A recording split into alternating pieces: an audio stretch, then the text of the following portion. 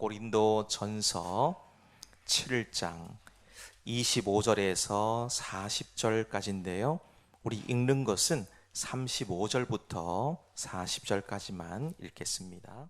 자치신 줄 알고 한 목소리로 읽겠습니다. 시작. 내가 이것을 말함은 너희의 유익을 위함이요 너희에게 올무를 놓으려 함이 아니니 오직 너희로 하여금 이치에 합당하게 하여 흐트러짐이 없이 주를 섬기게 하려 함이라. 그러므로 만일 누가 자기의 약혼녀에 대한 행동이 합당하지 못한 줄로 생각할 때에 그 약혼녀의 혼기도 지나고 그같이 할 필요가 있거든 원하는 대로 하라.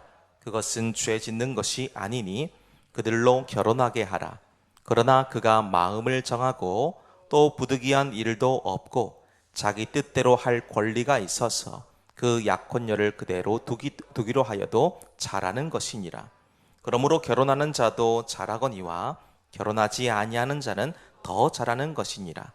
아내는 그 남편이 살아있는 동안에 매여 있다가 남편이 죽으면 자유로워 자기 뜻대로 시집 갈 것이나 주 안에서만 할 것이니라. 그러나 내 뜻에는 그냥 지내는 것이 더욱 복이 있으리로다. 나도 또한 하나님의 영을 받은 줄로 생각하노라. 아멘. 네, 오늘 말씀에 기록되어져 있는 흐트러진다, 흐트러진다. 이 말의 의미를 찾아보니까요, 여러 가닥으로 흩어져서 이리저리 얽히다, 정신이 산만하여 집중하지 못하다, 이런 사전적인 의미가 있는 것을 보았습니다. 이 올림픽과 같이 국제대회를 준비하는 국가대표 선수들을 한번 생각해 보십시오. 이들은 대회를 앞두고 철저한 자기 관리를 하는 것을 볼 수가 있습니다. 여기서 관리한다는 것은 먹는 것으로부터 시작해서 생활의 패턴들, 또 자기의 감정의 조절들, 기본적인 욕구들이 있지 않습니까? 이런 것들까지 경기를 치르는 당일까지 최상의 컨디션이 되게 모든 초점을 맞춥니다.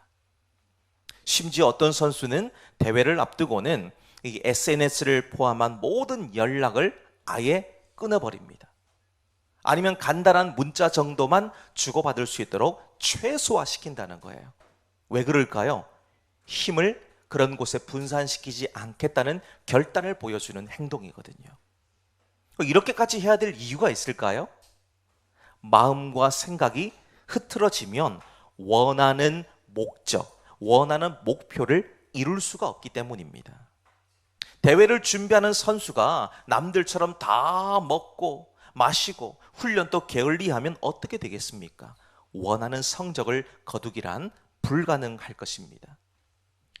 세계 최고의 피겨 선수였던 김연아 선수가 선수 시절에 그 화려하고 멋진 피겨 연기를 할 수 있었던 배경을 한번 어느 인터뷰에서 이야기한 것을 봤는데요. 그녀가 얼마나 연습한 줄 아세요? 한 주에 48시간을 연습했대요. 그러니까 이걸 하루로 계산하면 7시간에서 8시간을 오로지 그냥 스케이트를 타고 연습하는데 모든 시간을 할애했다는 겁니다. 그러니까 세계 최고의 자리에 오를 수밖에 없는 거예요. 연습만 그렇게 했을까요? 아닙니다. 선수 시절에 어느 인터뷰에서 기자가 이 김연아 선수에게 물었어요. 은퇴하고 나면 뭘 제일 하고 싶으세요? 물어봤어요. 그러니까 그녀가 이렇게 대답하는 거예요. 마음껏 빵을 먹고 싶어요. 그러더라고요. 빵을 먹고 싶대요. 그리고 최근에 인터뷰가 올라온 게 있는데요. 그걸 보니까 선수 시절에 라면이 그렇게 먹고 싶었는데 먹지 못해서 한이 생겼대요. 그래가지고 은퇴 후에 라면을 엄청 먹었답니다. 한을 푼 거예요. 그런 기사가 나오기도 했습니다. 얼마나 혹독한 자기 관리와 피나는 연습이 있었는지를 충분히 알 수 있는 대목이지요. 몸과 마음이 흐트러지지 않고 목표한 것을 이루기 위해서 먹고 싶고 누리고 싶고 다 절제하는 거예요. 다 절제. 그리고 이겨냈을 때에 그 누구도 범접할 수 없는 명예와 영광을 한 몸에 받는 선수로 우리에게 보여주고 있지 않습니까? 저는 이것을 보면서 우리의 믿음과 신앙도 한치의 흐트러짐이 없어야 되겠구나, 이걸 보게 됐습니다. 신앙생활을 하면서 모든 초점과 방향을 주님께 맞춰야 되는 사람이 새벽에 1~2시까지 TV를 보거나 야식을 먹을 수 있겠습니까? 볼 수도 있고 먹을 수도 있지만 다음날 일정 전체가 다 꼬이거나 힘들 겁니다. 무엇보다 이런 분들은 절대 새벽 기도를 할 수가 없잖아요. 새벽 1~2시에 주무셔가지고 5시에 새벽 기도를 한다는 것은 이 목사처럼 설교를 해야 되는 사람이 아니라면 깨우기가 정말 힘듭니다. 또 하나, 말과 행동에 있어서 일치가 되어질 때에 흐트러짐이 없을 것입니다. 교회에서는 영락없는 믿음 좋은 사람으로 인정을 받지만 속한 직장이나 가정에서는 용서하고 들으세요. 몹쓸 사람이다. 그냥 불의와 타협을 하고 기회주의적이고 이기적인 사람이다. 이런 평가를 받는 흐트러진 신앙과 믿음의 삶을 살아간다면 결코 덕스러울 수가 없다는 겁니다. 덕스럽지 못한 거예요.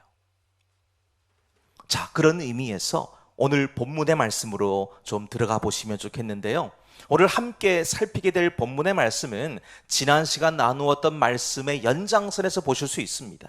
고린도 교회와 성도들을 향해서 매우 현실적이며 깊이 있는 조언을 하고 있는 바울의 모습을 보게 됐죠. 성경적인 결혼관이 뭔지, 결혼을 해야 되는지, 아니면 독신으로 살아가야 되는지, 이런 것을 고민하는 자들에게 바울이 지금 지혜롭게 조언해주고 있습니다. 자, 그런데 그 조언의 중심을 한번 보세요. 중심. 한 가지 중요한 영적 원칙을 볼 수가 있죠. 그게 바로 오늘 본문의 말씀의 제목입니다. 흐트러짐 없이 주를 섬기라는 거예요. 흐트러짐 없이. 우리 모든 삶의 영역에서 하나님을 어떻게 섬기며 나아갈 것인가에 이 대한 생각을 말해주고 있는데요. 자, 오늘 본문의 말씀을 통해서 그러면 이 흐트러짐 없는 신앙과 믿음을 위해서 필요한 2가지 원칙을 좀 살펴보게 되기를 원하는데요. 자, 우리 본문의 말씀 한번 보실까요? 32절에서 35절의 말씀을 함께 읽도록 하겠습니다. 읽겠습니다. 시작. 너희가 염려 없기를 원하노라. 장가가지 않는 자는 주의 일을 염려하여 어찌하여야 주를 기쁘시게 할까 하되, 장가간 자는 세상 일을 염려하여 어찌하여야 아내를 기쁘게 할까 하여, 마음이 갈라지며 시집가지 않은 자와 처녀는 주의 일을 염려하여 몸과 영을 다 거룩하게 하려 하되, 시집간 자는 세상 일을 염려하여 어찌하여야 남편을 기쁘게 할까 하느니라. 내가 이것을 말함은 너희의 유익을 위함이요 너희에게 올무를 놓으려 함이 아니니, 오직 너희로 하여금 이치에 합당하게 하여 흐트러짐이 없이 주를 섬기게 하려 함이라. 아멘. 자, 첫 번째 우리 신앙과 믿음을 위해서 필요한 원칙을 보실 수가 있습니다. 어떻게 해야 흐트러짐 없는 신앙과 믿음을 지켜나갈 수 있을 것인가? 그 첫 번째, 서로를 사랑하듯이 흐트러짐 없이 주님을 사랑해야 된다는 것을 보실 수가 있죠. 지금 바울이 말하고 있는 이 결혼관을 혹시 자칫 곡해를 해서 해석을 하게 되면 결혼하는 것은 어리석은 짓이다 라고 들릴 수가 있습니다. 결혼이라는 것이 가지고 있는 이 현실적인 어려움과 여러 가지 특성적인 문제들이 이 말 한마디에 다 농축되어 있다고 보여집니다. 물론 저는 이 말에 전적으로 동의하지는 않습니다. 그렇지만 이해할 수는 있을 것 같아요. 사람마다 관점과 기준, 그 경험이 다르기 때문인데요. 지금까지 살아왔던 가치관들, 또 성격, 성장 과정들이 다 다르기 때문인데, 그러다 보니까 합리적인 해석과 이성으로는 다 설명할 수 없다는 것은 부정할 수 없지 않습니까? 그러니까 요즘 세대에서 보시게 되면 결혼이라고 하는 것에 대한 시각을 깊이 아니면 회피가 아닐까 싶어요. 2가지가 아닐까 싶습니다. 기피하든지 아니면 회피하든지. 아이, 그 힘든 걸 왜 해? 꼭 해야만 되는 거야? 내 돈 내가 벌어서 쓰면서 살고 싶지 상대방을 위해서 쓰고 싶지는 않아. 이런 생각들이 요즘 사람들의 마음과 생각 속에 가득해 있습니다. 그리고 또 하나 사회적인 현상도 한몫합니다. 사실 이 두 사람이 하나가 되는 과정은 너무도 신비롭고 경이로운 일이에요. 왜냐하면 0으로 시작을 해서 100으로 맞춰가는 것이 결혼이잖아요. 처음부터 100으로 시작하는 사람 없습니다. 아무도 없어요. 근데 이게 어찌 그냥 되겠습니까? 서로가 뼈를 깎는 노력을 해야 됩니다. 이해와 사랑이 결합되지 않으면 부서지기가 너무도 쉽습니다. 무엇보다 행복해야 되는 결혼이 행복보다 힘들다는 것이 먼저 드러나고, 결혼 생활 가운데 있어 왜 자기 희생과 헌신이 사라진 채 이 이기적인 모습이 드러나고 있을까요? 결혼이라고 하는 것을 자기 욕망을 이루려 하는 도구로 생각하기 때문입니다. 그러니까 서로가 조건을 따지고 살피죠. 조건을 따지고 학벌이 어떻고 재산이 어떻고 외모가 어떤지, 이 결혼 우선순위, 인기 순위에 이런 것들이 최상단을 차지하고 있습니다. 이 조건이 맞지 않으면 결혼은 엄두도 못 내요. 자, 이런 사람들이 오늘 본문에서 말하는 바울의 말을 곧대로 들으면 어떤 현상이 생길까요? 그봐, 바울 선생님도 결혼하지 말랬잖아. 혼자 사는 게 낫대. 얼마나 힘들면 바울 선생님도 결혼 안 하시고 혼자 사셨겠어. 이렇게 해석할 수 있다는 거예요. 근데 지금 바울이 말해주고 있는 것은 그런 말이 아닙니다. 결혼은 힘들고 괴로운 것이니까 하지 말고 혼자 살아라, 이런 메시지거나 결혼은 나쁜 거야 말하는 것이 아닙니다. 삶이 누구를 향해 있고 누구를 더 사랑하고 집중하고 있는가 하는 것이 포인트예요. 이게 핵심입니다. 그러니까 이것을 오늘 본문의 표현을 빌려서 나타내면 흐트러짐이 없는 상태다라고 말할 수 있어요. 흐트러짐이 없는 상태다. 이 흐트러짐이 없다, 앞서 서두에서는 사전적인 정의를 말씀드렸는데요. 이 흐트러짐이 없다라는 헬라 원래 원어의 뜻을 찾아보니까요, 산만함이 없다, 혼란이 없다, 이런 의미예요. 마태복음 22장 37절에서 39절 말씀 보시면 내 마음을 다하고 목숨을 다하고 뜻을 다하여 주 너의 하나님을 사랑하라 하셨으니 이것이 크고 첫째 되는 계명이요 둘째도 그와 같으니 내 이웃을 내 자신같이 사랑하라 말씀하셨어요. 십자가의 온전한 은혜와 사랑이 삶을 통해서 드러나려면 흐트러짐이 없어야 되지요. 근데 어느 한쪽으로 치우쳐 보세요. 문제가 생깁니다. 고통이 따라와요. 행복이 사라집니다. 한번 보십시오. 하나님만 사랑하고 이웃은 사랑하지 않아 보세요.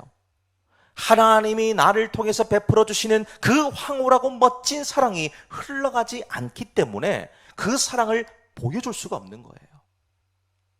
그 반대로 이웃만 사랑하고 하나님은 사랑하지 않아 보십시오. 사랑을 조건적으로 하게 되겠죠. 내 감정과 기분, 그 상대방에 따라서 사랑이 변하는 거예요. 내 마음에 들면 사랑하고 내 마음에 안 들면 안 사랑하는 겁니다. 자기 만족에 휘둘리고 마는 거예요. 그렇지만 하나님과 이웃을 향해서 위아래의 소통이 있을 때에 우리 신앙은 결코 흐트러지지 않을 수 있다는 것입니다.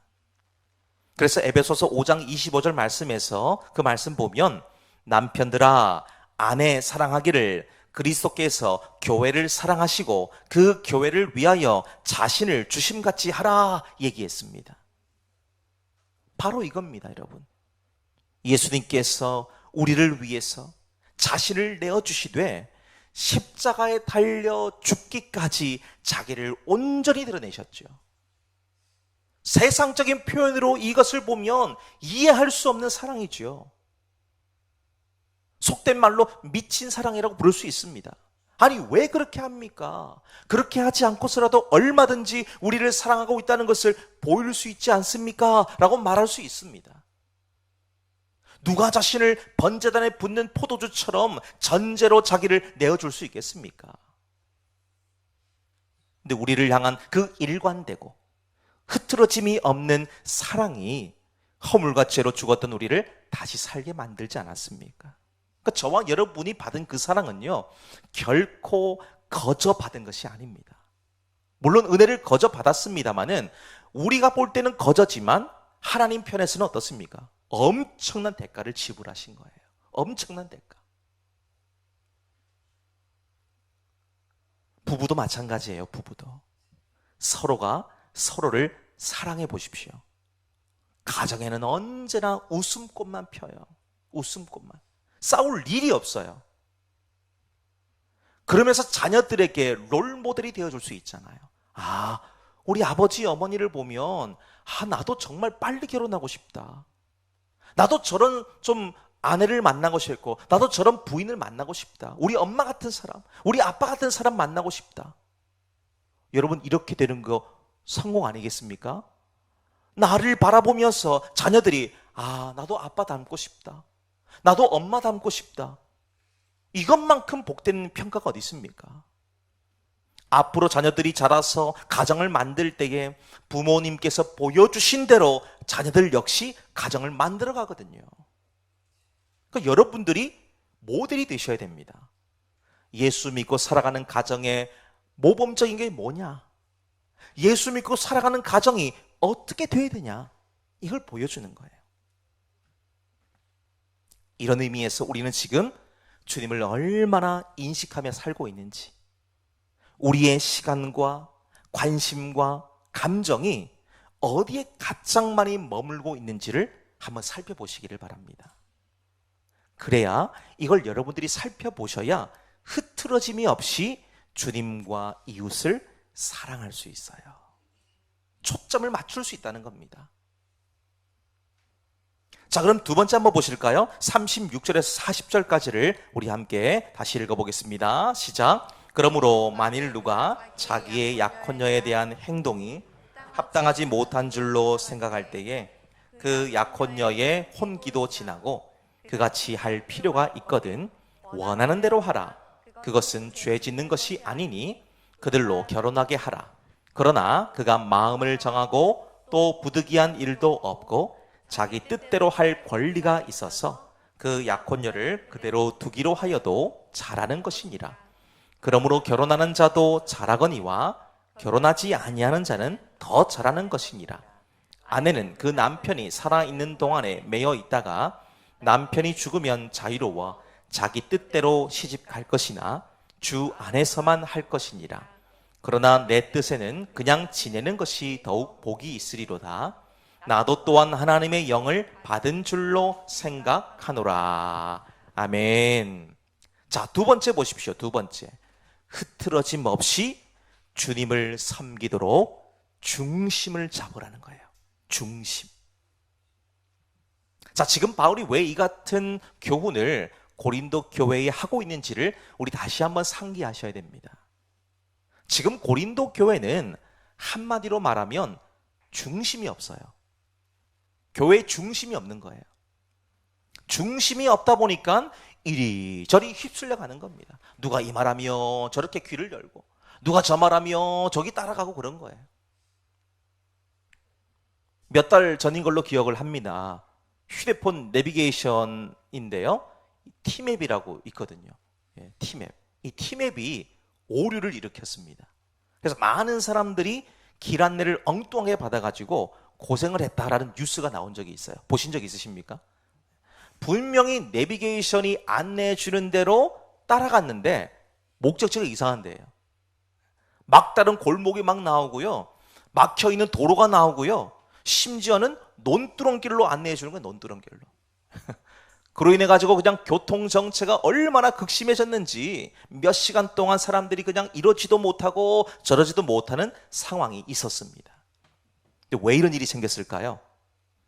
지도 앱의 그 중심되는 좌표, 즉 핵심 데이터가 흐트러지다 보니까는 발생한 오류입니다. 우리 인생도 마찬가지예요. 우리 인생도 믿음과 신앙의 중심이 흐트러지면 아무리 좋은 계획이 있고 능력이 탁월하고 정보가 많다고 해도 가야 될 길을 잃어버리고 마는 거예요. 가야 될 길.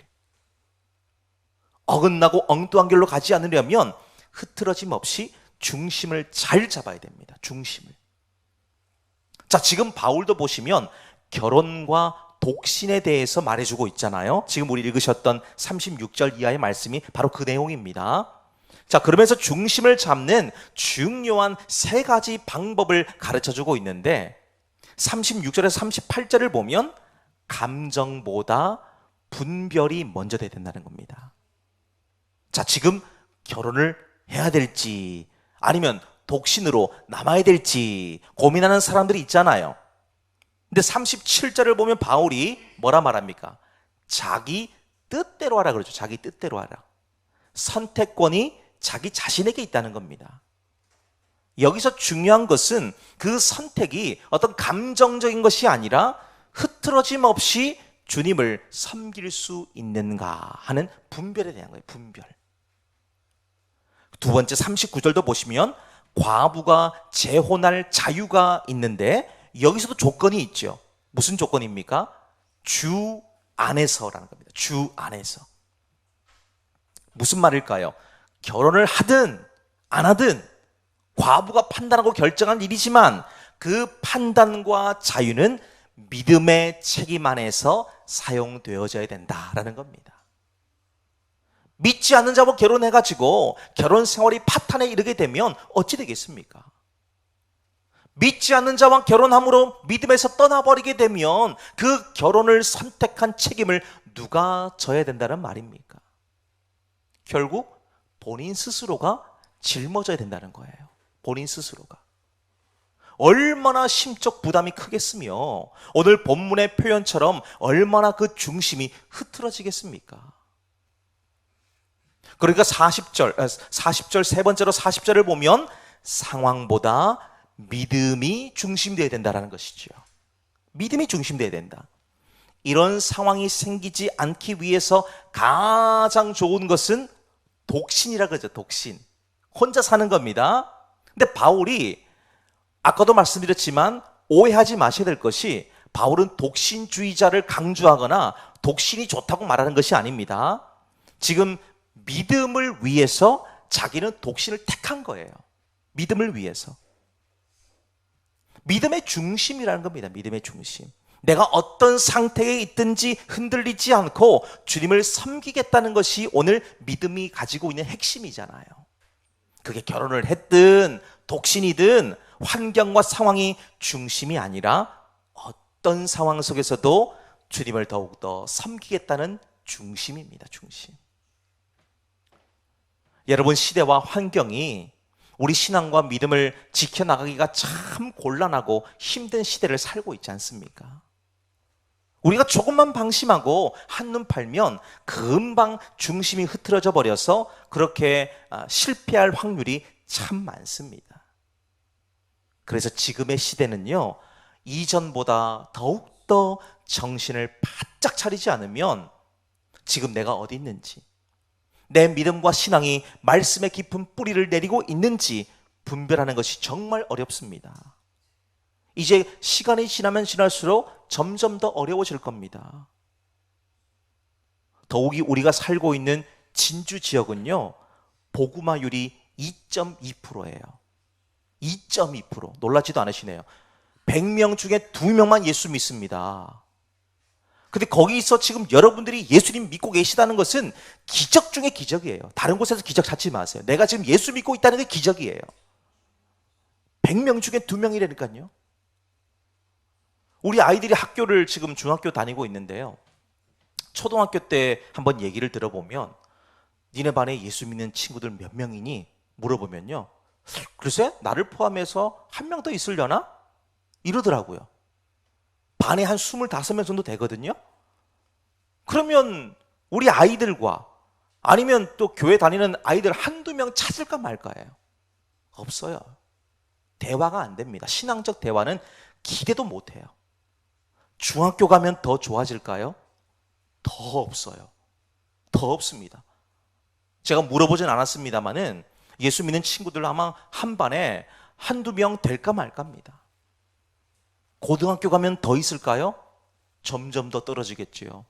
대학교 가면 더 심합니다. 교회 안 다녀요. 아예 교회를 안 다닙니다. 우리 진주 지역이 지금 그러한 모습이 갖고 있다는 거예요. 2.2%라고 한다는 것은, 선교적으로 얘기하면 이 진주는 미전도 종족 지역입니다. 미전도 종족. 선교사가 다른 데 갈 필요가 없어요. 여기 와야 돼요. 진주로 와야 됩니다. 그 정도로 복음의 불모지예요, 우리가 있는 이곳이. 근데 이런 곳에서 신앙과 믿음을 지켜나간다? 낙타가 바늘기로 들어가는 것보다 더 힘들고 고통스러워요. 신앙의 수준을 높이고 말씀의 깊은 우물을 끌어내기 위해서는 성도들과 함께 중심을 잘 잡고 서로 격려하고 돌아보아서 사랑과 선행으로 함께 나아가야 됩니다. 그렇지 아니하면 이길 수가 없어요. 어디서 힘을 얻겠습니까? 어디서 에너지를 얻겠습니까? 겨우 그렇게 해야 우리 믿음의 흐트러짐을 면할 수 있다는 겁니다. 믿음의 보호막을 작동하지 않으면 금방 우리의 믿음과 마음과 생각이 혼란스러워지죠. 분리신앙적 말이 막 튀어나옵니다. 생각들이 막 뒤덮어버리는 거예요. 이런 삶의 현장 속에서 흐트러짐 없이 주님을 섬기기 위해서 우리는 중심을 잘 잡으셔야 됩니다. 중심을. 여러분들이 잘 잡으셔야 진주에 희망이 있어요. 너무 큰 부담을 드렸나요? 내가 중심을 잘 잡으면 여러분들의 가정이 무너지지 않는다는 겁니다. 우리의 혈기, 우리의 감정, 우리의 상황을 드러내지 않을 수 있다는 거예요. 흔들리는 감정과 상황 속에서도 하나님 앞에 중심을 잘 잡고 굳게 서야 오늘 본문의 말씀 제목처럼 흐트러짐 없이 주님을 섬길 수 있다는 거죠.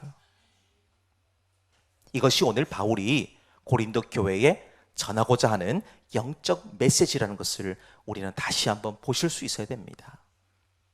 부디 저와 여러분도 흐트러짐 없이 주님을 사랑하고 또 우리 중심을 잘 잡음으로 기쁨과 행복이 가득한 신앙과 믿음 되셔서 주님의 영광을 나타낼 수 있는 복된 은총 임하게 되시기를 주님의 이름으로 축복합니다.